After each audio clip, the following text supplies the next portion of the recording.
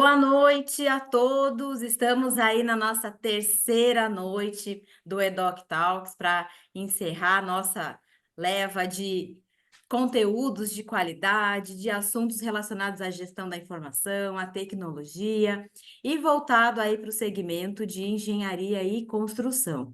Então, hoje nós vamos falar, aprofundar bastante um tema que tem sido muito relevante nas engenharias, na área de construção, e como se preparar, então, ou como preparar a estrutura e uma gestão centrada em dados para aproveitar todo o potencial da modelagem de informação da construção, o famoso BIM. E nessa noitada aqui comigo está o César Calderaro, ele é da empresa Construtivo, e a gente vai falar muito sobre esse tema, que é uma oportunidade muito grande de melhoria nos processos e projetos da engenharia e principalmente uma grande oportunidade para o profissional da informação. César, boa noite, muito obrigada aqui pela sua disponibilidade de tempo, de estar com a gente para a gente falar desse assunto tão relevante. Vou deixar você aí dar o seu boa noite. E eu já sei que o pessoal vai ter muita pergunta sobre esse tema, então, gente, vão interagindo pelo chat e a gente vai tocando essa noite aí, nossa última noite do EDOC Talks, com esse tema muito importante.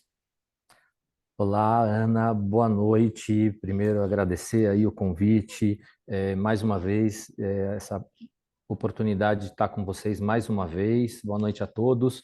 É um imenso prazer fazer mais um evento com vocês. É um evento que enriquece toda a cadeia, né? Então, a gente compartilhar a informação que a gente tem relevante para o setor, para tentar promover aí a digitalização e a melhoria do setor, e espero contribuir um pouco com isso. E, mais uma vez, obrigado aí pela oportunidade. Bacana, César. Olha só, pessoal, o EDOC é um projeto, né, gente? São 94 edições ao longo de todos os anos aí com a Todesca, em várias capitais do Brasil, e a gente está na 11ª edição no segmento específico de engenharia e construção. Então, fica aqui já o meu agradecimento à empresa Construtivo, que é patrocinadora do evento e que nos ajuda a viabilizar essa grande capacitação, esse grande encontro de profissionais aí. E César, agora já para o nosso assunto, né? O que que é? A gente ouve muito falar de gestão centrada em dados, esses nomes, né, essas nomenclaturas novas, relativamente novas, não são tão novas assim, mas elas estão populadas, aí povoadas, esses assuntos, esses temas estão sendo bastante falados em redes sociais, em congressos, enfim. E aí, para a gente começar já com o pé direito, eu queria que você nos ajudasse a conceituando isso. O que que é uma gestão centrada em dados? Perfeito, Ana. Ótima pergunta. Eu acho que, vamos lá. A gente acho que é legal contextualizar, né, que não é novidade para ninguém que a informação é o novo petróleo. A gente está vivendo a era da informação. Tendo em vista as redes sociais, né? Ou seja, todo mundo ganhou um aplicativo gratuito das grandes empresas para poderem se relacionar. Qual foi o ganho dessas empresas? Obterem dados para vender para as marcas potencializarem a sua venda dos seus produtos direcionados aos seus hábitos, consumos e etc. Essa é a mesma lógica, né? A informação hoje ela está disponível em todo lugar, né? E acho que o grande desafio é como conseguir consumir essa informação e tornar ela útil para apoiar, né, a tomada de decisão, né? E acho que as empresas que conseguirem estabelecer métodos, processos que são orientados a dados e transformando dado em informação, lembrando que dado não necessariamente é uma informação, né? Para apoiar essa tomada de decisão, acho que ela vai ter um diferencial competitivo muito grande. E eu acho que, falando um pouco disso, né, o primeiro passo, acho que o primeiro passo é orientar, né, os métodos e processos para fazer a captura dos dados, porque nem sempre e a maioria das empresas não tem uma metodologia para fazer isso, para guardar dados, lições aprendidas. A gente tinha aqueles processos antigos, né, de lições aprendidas e que eles são extremamente úteis, né, mas são processos desestruturados. E hoje, com o BIM, isso acaba sendo extremamente relevante e importante. Então, acho que o primeiro passo é as empresas, uma gestão centrada em dados, ela deve ser focada num sistema e processo para capturar bem esses dados, metodologia para você armazenar esses dados e para, num segundo momento, você consumir esse dado e poder gerar informação a partir desse dado. Bacana, César. É aquela velha pirâmide, né? Dado, informação, conhecimento. Então, isso é amplamente estudado ali nos anos iniciais da área de informática, de ciência da informação também. E essa é a realidade, né? É pegar isso e transformar em um ativo.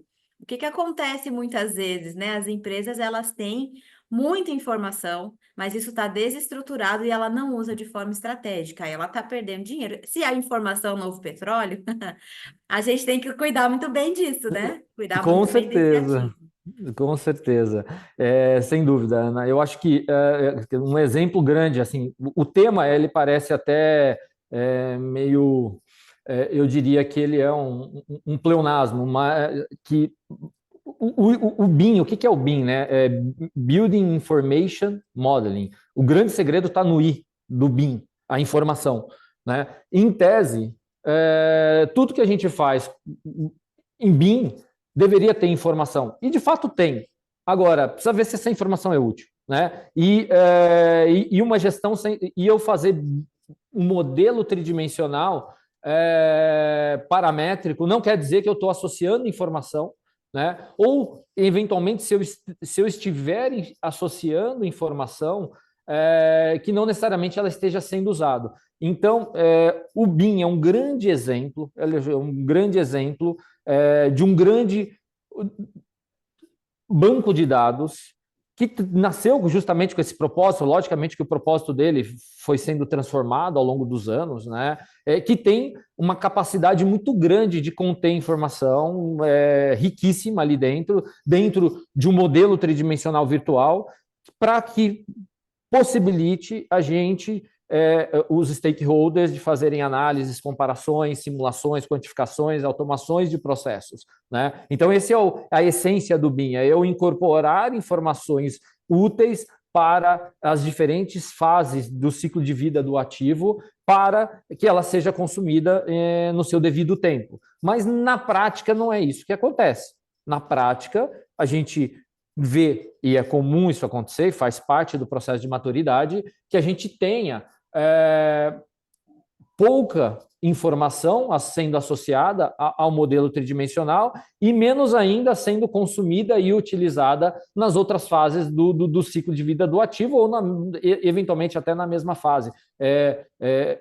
As pessoas que geram essas informações, associam essas informações aos modelos tridimensionais, não, os demais stakeholders não conseguirem consumir essa informação.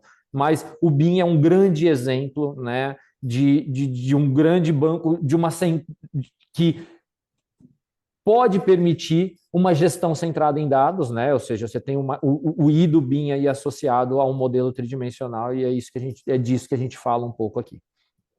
Então, comparando aqui com termos da ciência da informação, César, é como se a gente tivesse um grande repositório de dados, mas de um uso mais inteligente, vamos dizer assim, né? Eu consigo analisar, comparar, conectar com outras fontes de dados e fazer um bom uso disso. Exatamente, Fazer exatamente. comparações, né? E a gente consegue ser preventivo, preditivo, a gente consegue, a partir desses dados, já não só tomar decisão, mas prever situações à frente. Sem dúvida, esse é um dos grandes ganhos do BIM. Eu acho que é justamente, e isso a gente vai falar até, eu acho que é legal da gente falar, que o BIM nasceu, eu acho que um dos principais usos do BIM hoje, e se a gente pode citar no mundo afora, é justamente evitar o retrabalho, né, em obra.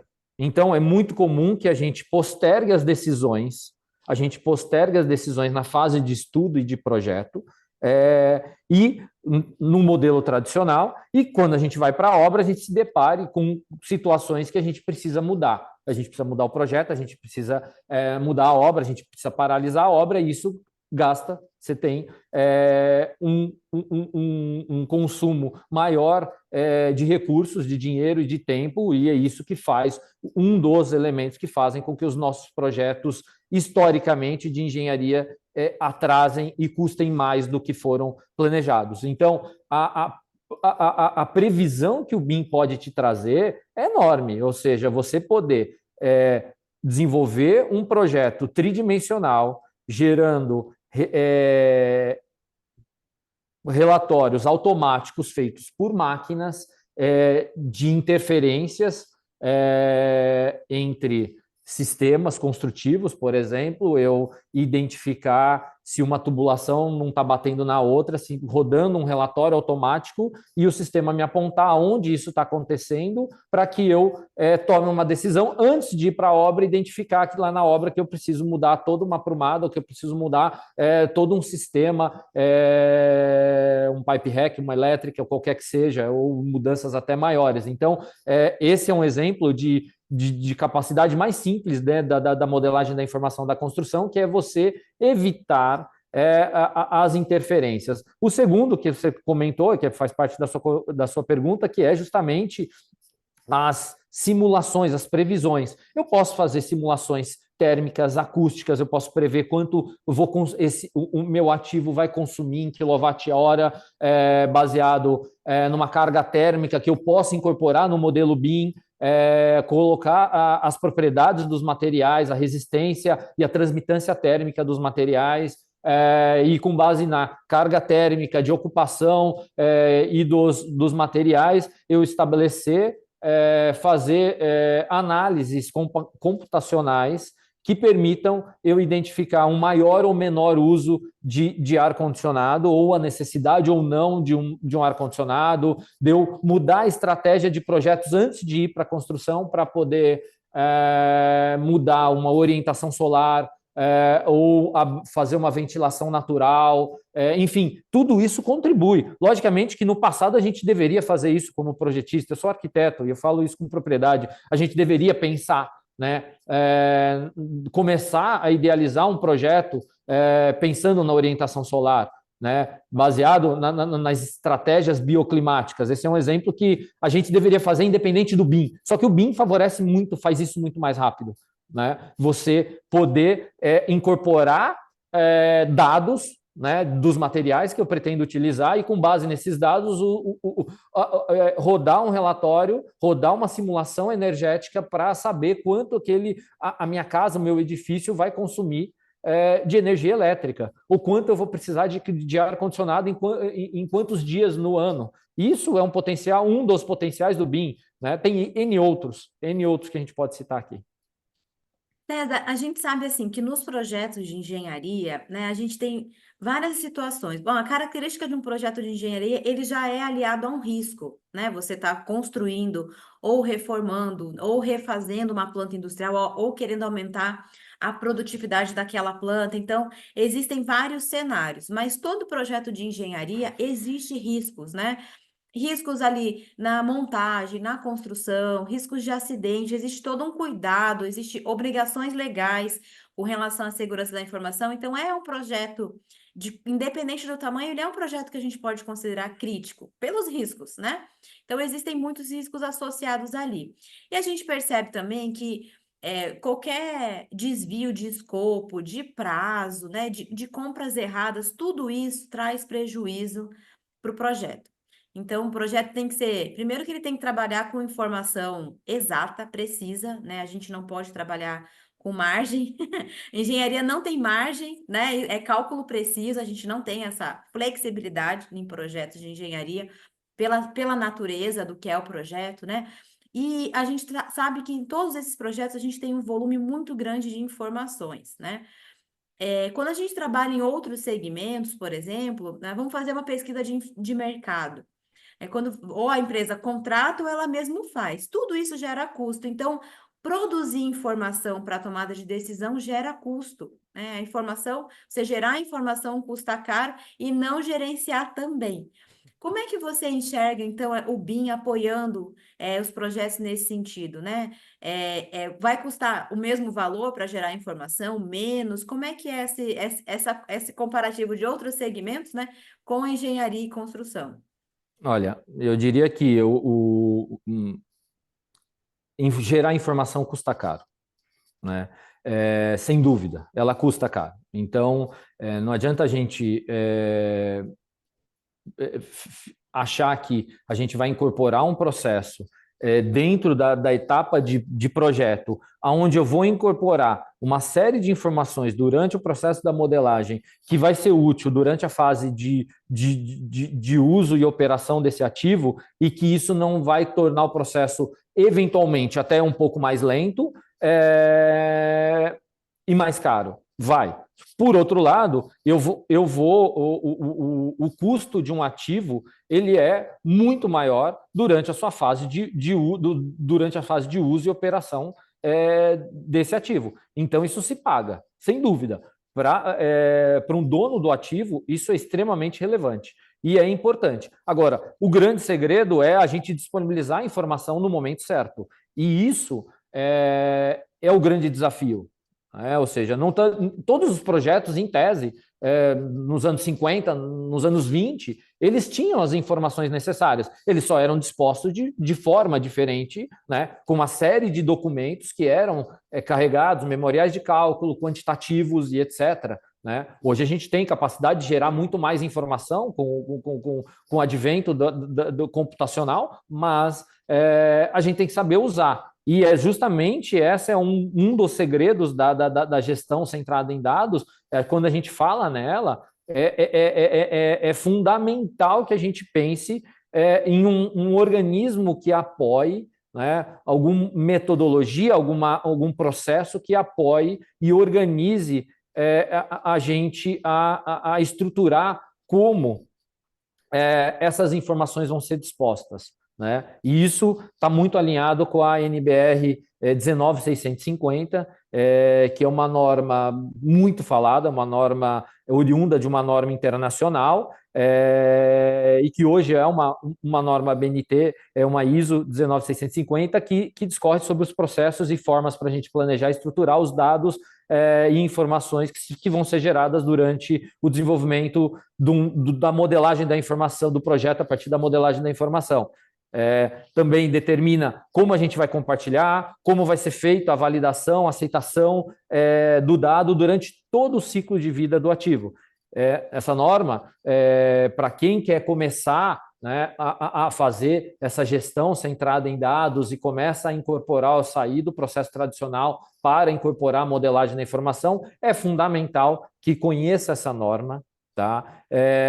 E entenda quão útil ela pode ser para você estruturar os teus processos para gerar essas informações, justamente o que você falou, para diminuir esses riscos. Né? Essa norma, eu acho que ela tem uma série de processos, mas basicamente ela tem dois aspectos importantes que eu gosto bastante de ressaltar para quem não conhece, que é o EIR, que é do inglês Exchange Information Requirement, que é basicamente os requisitos de informação do contratante, de troca de informação para um projeto. Então, pensando sempre que eu vou fazer a modelagem da informação para a construção, que é a tradução do BIM, isso independe de ser uma construção industrial, para ser uma plataforma de petróleo ou para ser uma residência. Então, a gente tem sempre que partir de um pressuposto que eu vou ter requisitos de informação importantes que precisam ser fornecidas pelo meu projetista, pelo meu fornecedor,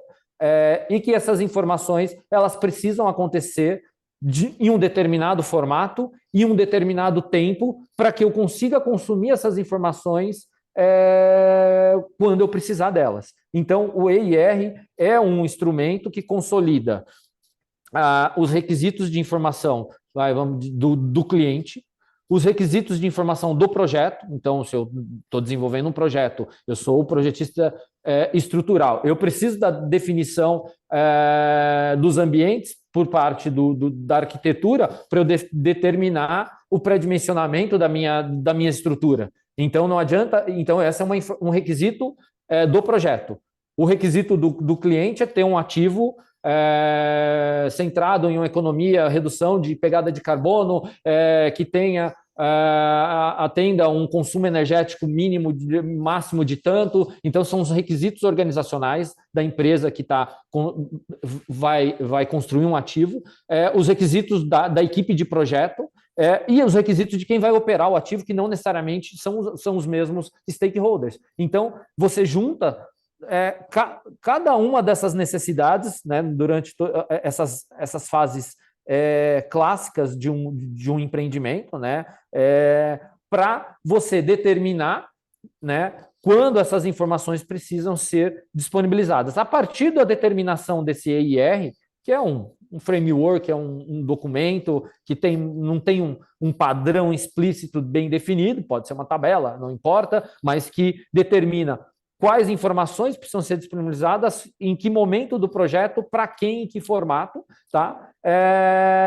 E aí, com base nisso, eu faço a minha contratação, eu faço a minha seleção dos meus projetistas, de quem vai construir e etc. E aí, quem vai projetar, o meu fornecedor que vai me entregar um equipamento, ou que vai me entregar um projeto, ou que vai construir o meu ativo, vai me responder a esse EIR com um BEP, que é o Bean Execution Planning, tá? Que é basicamente um planejamento de execução, ou seja, como eu pretendo atender esses requisitos, né? Um planejamento de como eu pretendo responder ao teu EIR. Então, como eu vou gerar esse dado, com qual frequência, com qual formato, para quem, em qual meio, usando que sistema. Então, basicamente, a norma 19650, ela determina isso de uma maneira, ela explicita a necessidade disso e ela organiza isso de uma maneira muito clara. E isso, quem utilizar essa norma vai conseguir gerenciar bem esses dados, né? Vai melhorar muito essa organização e vai estar preparado para fazer saída e transferir, né, a gestão tradicional para uma gestão voltada a dados, que é a essência do BIM. Interessante, César. Então, assim, são dois momentos essenciais que essa norma direciona, né? Definir os parâmetros informacionais, o que eu quero, né? Quais informações eu vou buscar de onde e planejar, né? Então, parece ser simples, né? Parece até ser óbvio, mas no momento da execução é um desafio também, né? Você tem que analisar várias fontes de dados e, em resumo, ver no resultado o que você quer, né? O que você quer trazer com a modelagem, né? Com a metodologia aí. Interessante. E aí a gente falou também, né?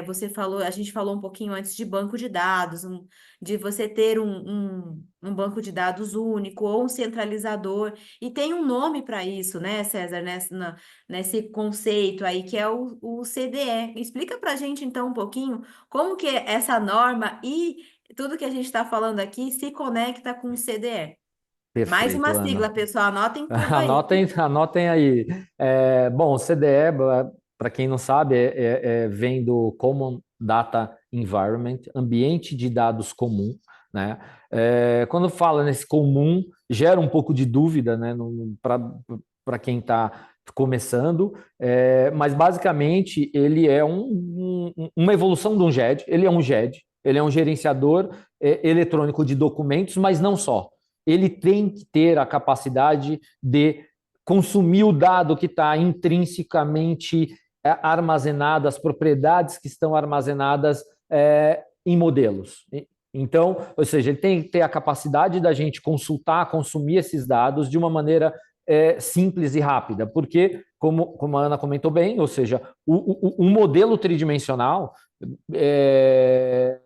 virtual, ele pode ser extremamente burro, como ele pode ter uma quantidade enorme de informações ali associadas, e é por isso que ele é considerado um banco de dados, né? E para eu conseguir consumir bem, para eu conseguir explorar todo esse potencial que tem de eu consumir, consultar, verificar, analisar, visualizar, fazer eu preciso ter um CDE, que é é um sistema, né? É um sistema que normalmente se roda em nuvem,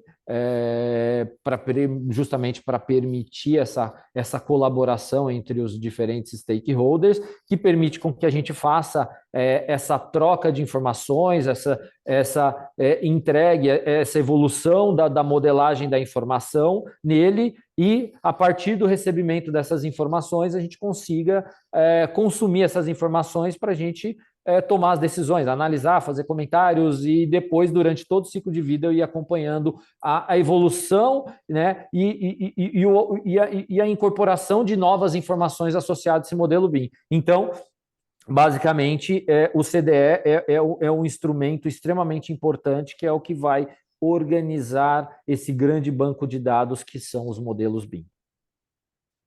César, a gente já tem assim hoje um modelo tecnológico que pegue dados de diferentes formatos. Por exemplo, um exemplo bobinho aqui, data, né? Sei que quando a gente vai trabalhar no BI, numa implantação de BI, o campo data é o mais crítico. Eu tenho data no padrão americano, tenho data no padrão brasileiro, ou é mês, dia e ano, dia e mês, dia, aquela confusão de diferentes sistemas, né?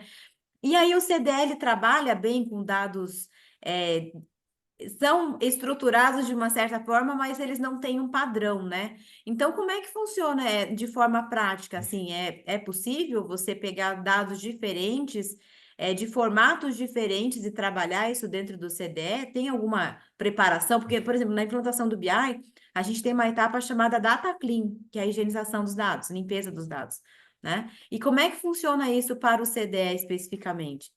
Bom, você tocou num ponto extremamente sensível, justamente, e está muito alinhado com o que a gente está falando, que é justamente a padronização.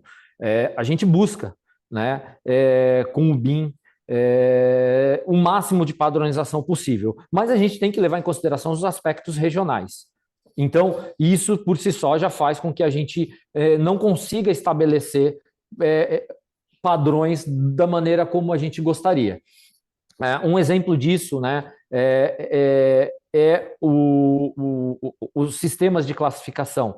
A gente tem basicamente uma série de sistemas de classificação, posso citar aqui algum. Basicamente, os sistemas de classificação é um conjunto de tabelas que determinam códigos, mas não mais para o documento, que é tradicional em qualquer empresa. O sistema de qualidade das empresas determinam como eu vou chamar a minha ata de reunião, como eu vou chamar o minha RFP, como é o meu padrão de classificação interno para os meus projetos, né? Tem as normas, as BE, enfim, para cada segmento você consegue determinar, né? Você ainda poderia, no CAD ainda também tinha aí uma iniciativa da gente padronizar os layers, as cotas e etc., muito alinhado ali com o conceito aí de desenho técnico, né, e tentar padronizar como se desenhava as bibliotecas e etc., os blocos e etc. Tá? E hoje a gente tem a ABNT, a NBR 15965, que tece sobre os sistemas de classificação da informação,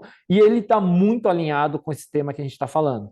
E é imperativo que a gente busque, né, padronizar, principalmente quando a gente fala no modelo centrado a dados. Tá? Então, para começar, quem quer fazer BIM, eu acho que é se preocupar justamente com esse aspecto. Então, só para resumir, o sistema de classificação da 15965 é um conjunto de tabelas com códigos para determinar como que a gente vai nomear qualquer elemento que a gente vai modelar. Então, tem sim um padrão, né, que a gente pode aplicar, né, para determinar, por exemplo, que tipo de construção eu estou fazendo. Eu estou fazendo uma indústria, uma usina hidrelétrica, eu estou fazendo uma residência, um prédio comercial, um museu, ou seja, então eu tenho códigos específicos para cada tipologia. E normalmente a gente busca, por exemplo, no caso da Uminiclass, que é basicamente o que a gente usou como referência para essa norma em alguns aspectos, né?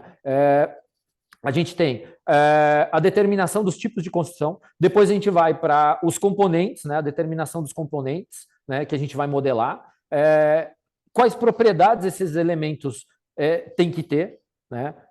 O nome dos ambientes, né? Quando a gente fala em ambiente, quando a gente fala numa casa, é fácil de se traduzir o que é um ambiente. Uma sala é um ambiente, uma cozinha é um ambiente, né? Mas o ambiente é muito mais que isso. Dentro de uma indústria você tem, dentro de empreendimentos de infraestrutura também temos ambientes, né? Então, estações de tratamento de água, esgoto, em pontes e etc. A gente determina aonde eu estou aplicando isso, no tabuleiro, embaixo na mesma estrutura, na estrutura, enfim, a gente consegue determinar, então, esses ambientes, as disciplinas, os serviços. Tudo isso tem uma formatação que é aplicada. Logicamente que para algumas propriedades que são abertas, a gente vai incorrer no mesmo problema que a gente tem no BI, né, de ter o dado trabalhando com um formato, né? Mas o BIM já trata isso bem legal, com a questão também do idioma e também da formatação de campos, data, vai muito além, né? Vai na unidade, estou trabalhando com o sistema imperial, sistema métrico, tudo isso é levado em consideração e o BIM, ou o próprio CAD já tinha, né, essas facilidades da gente fazer esse tipo de conversão, mas em alguns aspectos, principalmente nas propriedades que a gente pode incorporar em campos personalizados, a gente incorre no mesmo problema de ter que fazer um cleanup de data para antes de fazer uma análise desse dado, né? Então, só para concluir, né? Ou seja, para quem não entendeu para que serve esses sistemas de classificação, eu acho que o principal objetivo dele é determinar uma terminologia padronizada no setor, para que basicamente todos os stakeholders falem a mesma língua, mesmo que eu estiver em Abu Dhabi, que eu estiver no Japão, eu consigo abrir um modelo BIM e conseguir entender aquela estrutura. Logicamente que nós vamos ter os aspectos regionais individuais de cada país, de como chama, como a gente nomeia alguns elementos aqui que talvez todos eles não consigam ser interpretados no outro país, mas a gente tem um organismo que trabalha muito forte para conseguir fazer isso, né? Então, é fundamental que a gente trabalhe com essa padronização desses dados, né, para que a gente consiga permitir, né, potencializar aí a colaboração, a interoperabilidade, para a gente reduzir esses silos, né, e automatizar a leitura e a interpretação dos dados por máquinas, que é justamente aquilo que a gente faz. A gente fazia gráfico, dashboards, gráfico de pizza no Excel na raça. Hoje você aperta um botão, tem um wizard ali no BI que você consegue, ele interpreta sozinho. Logicamente você vai fazer ajuste e tal, tem a tua inteligência e análise de dados, tem data analytics, etc., mas a gente está caminhando para um mundo de interpretação da redução drástica das atividades manuais repetitivas e o aprendizado da máquina para leitura, né, que é o IA, né? Ou seja, eu tomei uma decisão, foi tomada uma decisão para esse tipo de informação. A próxima informação que vier com essa mesma estrutura, com esse mesmo formato, eu já sei que tomada de decisão eu preciso, eu vou fazer. Então, condição fundamental para que a gente tenha um modelo centrado em dados, que a gente busque a padronização. César, você citou que existem modelos de classificação. Quais são eles? Bom, vamos lá, a gente tem alguns deles, né? A gente pode citar, tem alguns fora aí do país, mas o Miniclass é um sistema que estabelece, basicamente, acho que são 13, se eu não estou enganado, são 13 tabelas de classificação. Tem o Uniclass, um país usa um, outro país usa outro, se eu não estou enganado, é o Uniclass americano, Canadá, Uniclass Reino Unido, tem Master Format, basicamente, são tabelas com conjunto de códigos que estabelecem como eu devo nomear a pia da minha cozinha, o vaso sanitário, uma viga, para que quando eu crie esse elemento, ele já saia com esse código e eu consiga automatizar a minha leitura, a minha quantificação, eu gerar um quantitativo automático que qualquer pessoa fora daqui consiga entender do que se trata aquele componente modelado. Então, esses três aí acho que são os mais fortes que a gente pode citar, tá? Bastante informação, hein, César? Olha, A gente pode pessoal. ficar aqui falando horas aí. E essa não é a palestra do César, viu, gente? Isso aqui é só uma pitadinha, está dando uma pincelada aqui, né?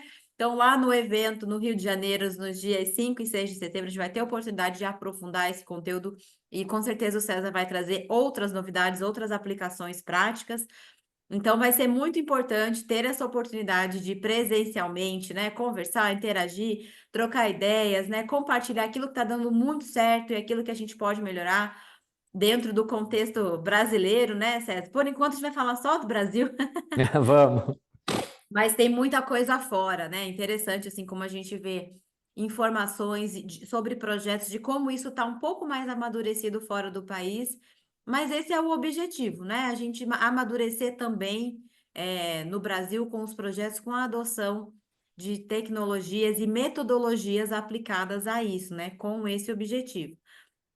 Pessoal, então perguntas aí no chat, né? Vamos aproveitando aí o conteúdo do César para fazer perguntas, responder e também se preparar aí para o nosso momento no presencial. E para a gente finalizar, caminhando aqui para a nossa finalização, César, tenho duas perguntas aqui para você, tá? Para a gente já passar para uma segunda parte aqui. Então, quando você que está em grandes empresas também, envolvido em projetos, hoje a gente percebe conceitualmente, né, muito simples, muito óbvio, e aí é na prática que a gente vê esse desafio. Então, qual é o ganho, assim, pensando no profissional da informação agora, tá? O arquivista, bibliotecário, gestor da informação, pessoas que trabalham aí dentro da ciência da informação. Então, acho que o principal recado aqui, né, que nessa parte de padronização tem muita oportunidade potencial de trabalho para esse perfil de profissional, né? Isso tem sido uma realidade, César, nas empresas ou ainda não? Ainda há carência de profissionais para trabalhar com isso, dentro do contexto de engenharia e construção?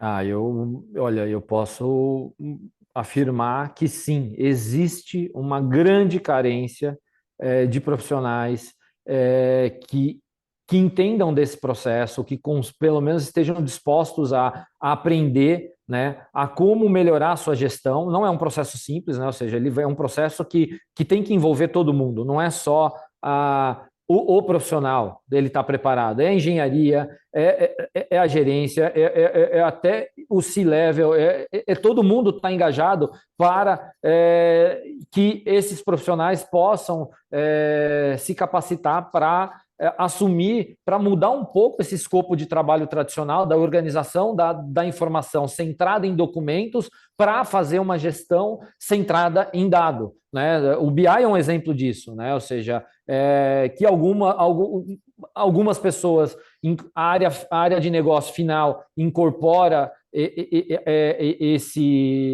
essa atribuição dentro dela, outros atribuem isso a um departamento, algumas empresas atribuem isso a um departamento de análise de dados, ou alguns outros, os profissionais de TI. Isso depende muito da estrutura organizacional da empresa e eu não acredito que isso tenha que ter um perfil adequado, um pré-requisito definido para se fazer essa gestão da informação. Mas eu acho que o grande segredo está em principalmente consumir essas normas para quem vai fazer mudar aí a forma como a gente desenvolve projetos, como a gente organiza a informação. Esse processo vem sofrendo mudanças radicais. Os processos vão caminhando, não só para a documentação técnica de engenharia, mas os processos de documentos administrativos. Antigamente a gente tinha que ir no cartório assinar documento. Hoje não existe mais isso. Existe, são raros os casos, mas existe. Hoje a gente usa assinatura eletrônica. Enfim, você tem mudanças aí acontecendo que vão eliminando algumas atividades, por outro lado, elas vão abrindo a oportunidade para que esses profissionais possam incorporar dentro do seu trabalho funções que antes não eram exercidas, né? Então, isso vai acontecer nas empresas, em qualquer empresa, né? Ou seja, a gente tem, a gente entendia, né, que com o BIM a gente ia eliminar o cadista, né? Ou seja, o termo cadista, o desenhista, né? Que era conceitualmente, né, no final no final dos anos, no final dos anos, no final dos anos 80 para o 90, quando a gente realmente começou a usar o CAD, de que a gente tinha o engenheiro que fazia o cálculo, que tomava as decisões, que fazia de fato o projeto, determinando como ia ser, e passava para um cadista fazer uma representação gráfica do projeto. Então, a função do cadista era representar graficamente o projeto. Com o BIM, você não tem a ideia, você não tem a necessidade de representar graficamente, porque o modelo ele é feito e a ideia é que esse modelo tenha veracidade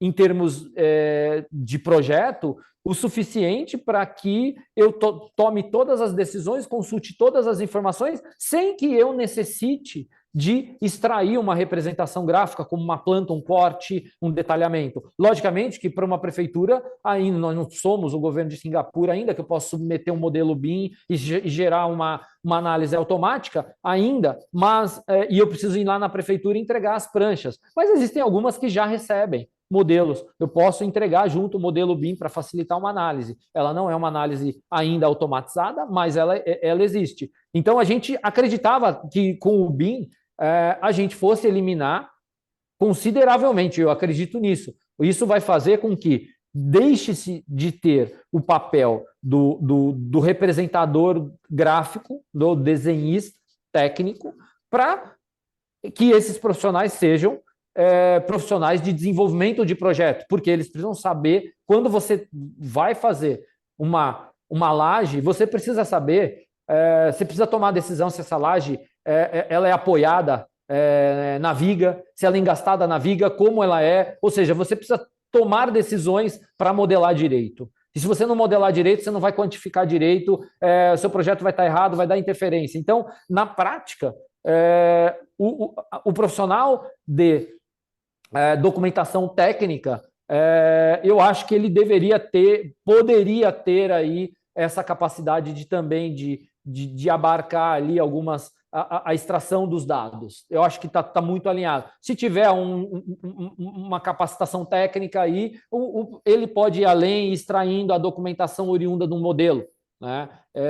Mas é ainda um tema muito sensível, né? Depende da estrutura organizacional das empresas, mas o fato é que a gente está mudando o escopo de trabalho com o advento da informação, sem dúvida.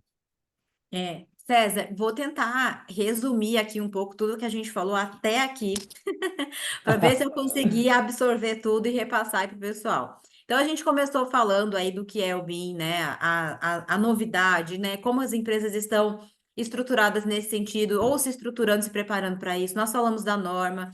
Então, a gente precisa trabalhar com modelo padronizado para ter o ambiente comum de dados e potencializar aí a integração entre os diversos bancos de dados e ter aquela famosa palavra, quando a gente falava de sistemas lá mais antigamente, interoperabilidade, né? Então, a gente está retomando com esse conceito aí por conta do BIM, né? Aumentar a competitividade, automatizar aí alguns processos e aproveitar a inteligência artificial para fazer a prevenção, a predição, né? Então, trabalhar não só com a informação que está acontecendo agora, mas com a previsibilidade, que é o grande ganho também do BIM, né? E a gente sabe, observando outros países, você citou aí o governo de Singapura, onde você não entrega mais as plantas, né? Você entrega um modelo, interessantíssimo isso. Mas a gente sabe que também nesses países que já estão mais à frente do Brasil, a gente pode dizer que eram ondas, né? Que essa evolução ela foi em ondas, em etapas, em fases, né? E aí, como é que a gente está aqui? Como é que a gente pode enxergar isso, César? Como é que são essas etapas, essas fases de amadurecimento? Olha, eu acho que a gente é importante até ressaltar aí, nesse caso de Singapura, que ele é muito além, né, do processo de simplesmente entregar um modelo, a evolução de deixar de entregar um papel, uma planta, um corte, um detalhamento, é você ter um sistema online que você submete o teu modelo e a partir dessa submissão você tem um resultado de quanto você, se você está respeitando os índices urbanísticos, o que está fora, ele gera um relatório automatizado feito por máquina e não por humano, do atendimento ao zoneamento, aos índices urbanísticos determinado pela região. O BIM ele é geograficamente geoposicionado, ou seja, ele deveria estar na coordenada real. Com base nisso, eu já tenho uma determinação do zoneamento daquele local, com os índices e restrições urbanísticas para aquela localidade. Então, eu sei se naquele lote que eu estou submetendo o meu projeto, eu estou respeitando o recuo lateral, frontal, a taxa de ocupação, taxa de permeabilidade. Isso tudo é feito automaticamente. Gerando eventualmente cálculos de outorga onerosa para o solicitante quando ele ultrapassa o limite construtivo de algum critério e que isso seja permitido, ele pode pagar por isso, e ele automatiza a análise de ventilação, análise de circulação. A gente tem a combinação do que a gente chama do code checking, que é a verificação de códigos. Então eu posso determinar um modelo, uma regra, e a partir dessa regra eu rodar uma simulação e dizer, ó, tem no teu projeto, no modelo, tem alguma rampa com mais de 2 graus de inclinação? Se tiver, me pinta de vermelho. Tem algum modelo que tem uma escada sem a porta corta-fogo? Você pode ir determinando, incorporando todas essas regras, e é isso que o governo de Singapura fez, para que permitisse um grau de confiança de ter um sistema automatizado, logicamente que tem uma plataforma por trás, não é simplesmente só o governo com intenção, né? Tem muita tecnologia por trás, né? Mas isso é um isso é o caminho no caso de Singapura. E aí, voltando para a tua pergunta, né, das ondas, né? Eu acho que a gente viveu uma primeira onda, ela foi, eu diria que ela foi importante, tinha que ter esse passo, né? Que é você provar que é importante, que é possível incorporar dados a um modelo tridimensional e que esse dado pode ser útil e rico para automatizar, sistematizar a tomada de decisão individual. Agora a gente está vivendo uma segunda onda, que é justamente a capacidade de máquinas poderem interpretar esse dado para automatizar atividades repetitivas, para gerar mais confiança no relatório, sem depender do fator humano.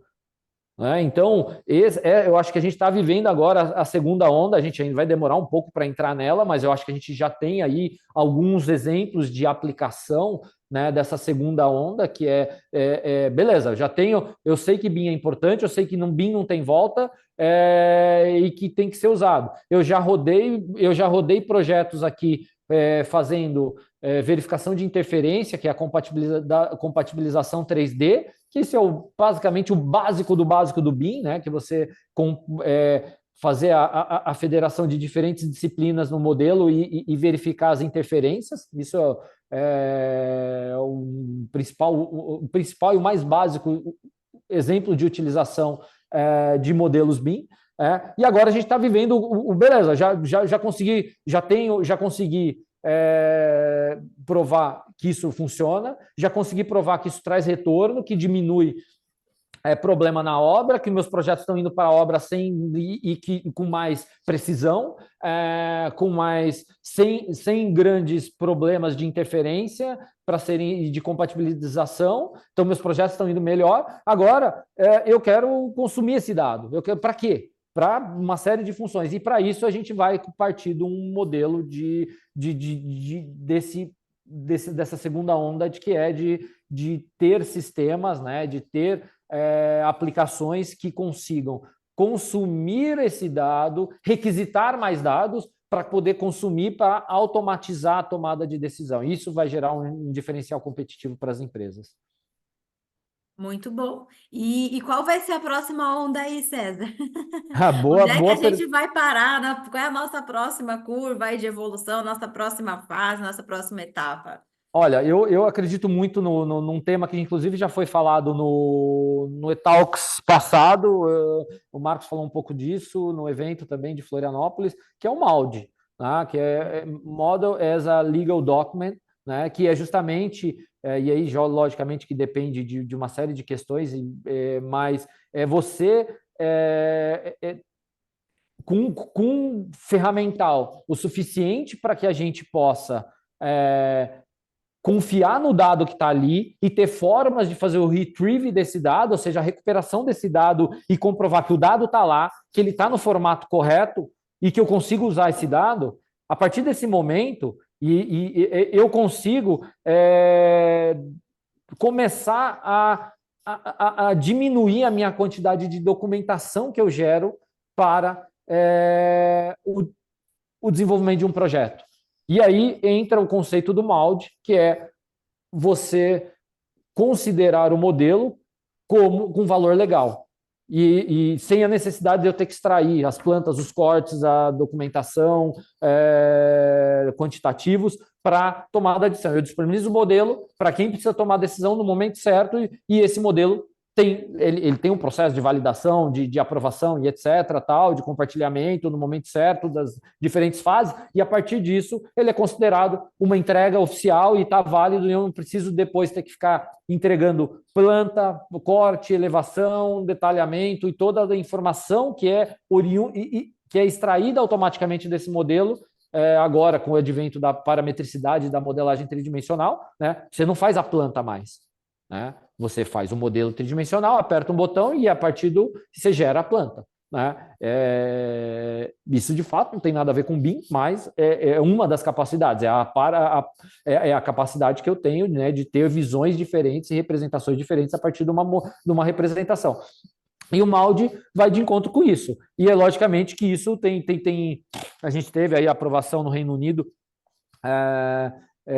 do IDS, então o IDS eu acho que é um termo, mais uma sigla aí para vocês pesquisarem e verificarem.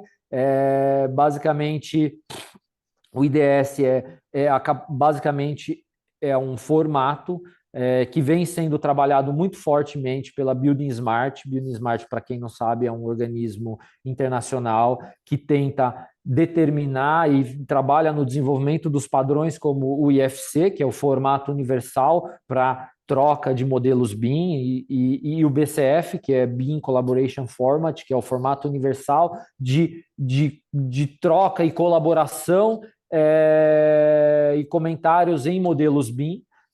E aí a gente vai para um IDS, que é uma possibilidade que você tem de criar teus requisitos, ou seja, teu programa de necessidades, você tem um mecanismo para você escrever o que você precisa para o teu projeto. E a partir dessa escrita desses requisitos, o IDS gerar o IDS. Esse IDS basicamente é um arquivo, é um formato que converte esses requisitos em uma linguagem que uma máquina possa ler, para, num segundo momento, verificar, quando acontecer o desenvolvimento da modelagem, verificar se aquele modelo, que aquelas informações que estão sendo entregues estão condizentes com os requisitos. E aí, você tem uma máquina fazendo isso, verificando se o arquiteto entregou um requisito de informação importante do solicitante, do cliente, de maneira automática, indicando para você o cumprimento ou não, o formato ou não desse dado, a existência ou não desse dado. Eu acho que esse é a próxima onda, né? São justamente essa automatização, essa sistematização dos requisitos, né, da escrita dos requisitos, usando esse padrão para fazer a verificação automática com máquina do atendimento a eles. Com isso, a gente vai justamente conseguir chegar perto desse conceito do governo de Singapura para diferentes tipos de projeto, tipologia e etc.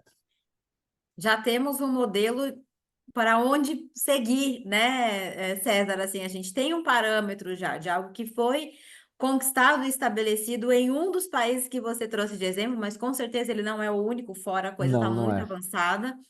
Então a gente sabe que é possível, né? A gente sabe que é possível. A gente tem tecnologia para isso. Acho que o aspecto que mais pega é capacitação das pessoas, é conhecimento, é o profissional se atentar que essa é uma oportunidade, que isso não é moda. Isso não é uma tendência agora, não, essa é uma realidade.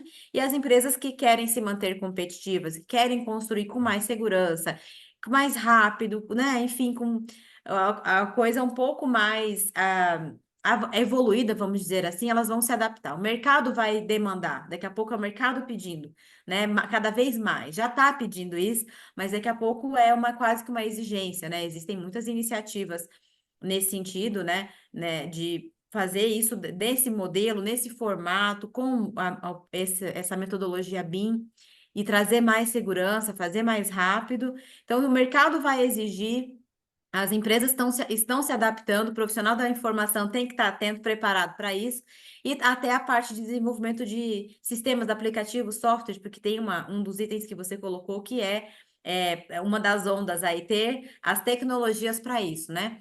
E esse é o futuro mesmo, e aí não é um futuro muito longe. Não A coisa mesmo. está avançando muito rápido e quem se atualizar nesse sentido, se capacitar, procurar informação, vai sair na frente com toda certeza, né? César, deixar aqui o espaço, então, para você fazer o seu convite para estarmos juntos, né, no dia 5 e 6 de setembro, no Rio de Janeiro. E lembrando, pessoal, vou deixar aqui no chat o link para quem não fez a sua inscrição, não garantiu sua vaga, vou deixar aqui para vocês. O link do site, o link do grupo do WhatsApp, onde está rolando muita enquete, muito conteúdo lá. Tem sorteio que vai acontecer lá também, muita coisa interessante. Mas, César, por favor, aí, a sua chamada, o seu convite para o pessoal, para a sua palestra também. E aí, a gente vai estar junto, né? Tem coisas, tem informações e trocas que só acontecem no presencial e o online não conseguiu substituir isso. Não, não mesmo, não mesmo. Acho que a gente consegue levar exemplos, representar, discutir, trocar muito mais perto, sem dúvida, e realmente o que você falou, Ana, todos convidados para estar lá com a gente no Rio, acho que vai ser um evento fantástico, e justamente esse objetivo é promover essa troca, esse aprendizado, dar exemplos, sentar de lado e conversar, trazer a sua situação, fazer perguntas, isso vai enriquecer muito, né? E é isso que a gente espera, é sentir de vocês aí para onde está indo e também ajudá-los, né? Logicamente, dentro daquilo que nos cabe, se pudermos, direcionar em alguma situação que já tenhamos vivenciado ou temos visto em outros países o que deu errado e ter aprendido com o que deu errado, que faz parte da inovação, é fundamental. Então, todos convidados aí no início de setembro, aí, 5 e 6 de setembro, estaremos lá ansiosos para vê-los aí, para poder ter essa troca riquíssima sobre esse assunto. A gente vai falar sobre muito mais, né? Nuvem de pontos, como utilizar, incorporar. Então, a gente vai enriquecer tudo isso que a gente falou, a gente vai falar um pouco, mas a gente vai trazer exemplos, a gente vai mostrar exemplos, a gente vai mostrar coisas que funcionaram, que não funcionam, os desafios, né? Então, todos convidados, vai ser um evento fantástico, espero todos lá com a gente. Obrigado. Obrigada, César. Boa noite, pessoal. Obrigada pelo conteúdo, né? Você trouxe realmente algo que, para muitos profissionais, é o primeiro contato, né? O primeiro. Escutei essa sigla agora, na primeira vez, então tem uma lição de casa aí, pessoal, de buscar aí a definição, o conceito, buscar informação sobre isso e a gente poder fazer essa troca que vai ser muito bacana no presencial. Então, te vejo, César, você e o pessoal aqui do chat no dia 5 de setembro, lá no Rio de Janeiro. Boa noite, pessoal. Boa noite, gente.